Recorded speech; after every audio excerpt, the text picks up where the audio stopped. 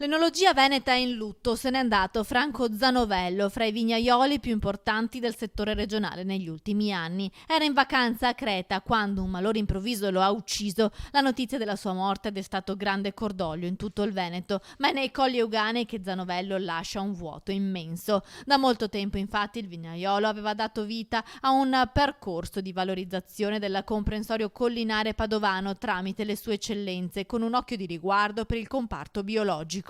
Aveva saputo raccogliere attorno a sé produttori vinicoli, ristoratori, esponenti della cultura e amministratori per indirizzare le proposte turistiche ed enogastronomiche del territorio verso progetti di grande qualità.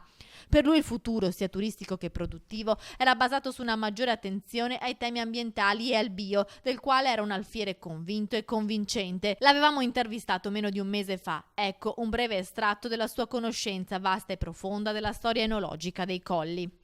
Vini che in epoche ormai passate, del secolo scorso, hanno fatto conoscere poi i Colli Euganei, sono stati moscati.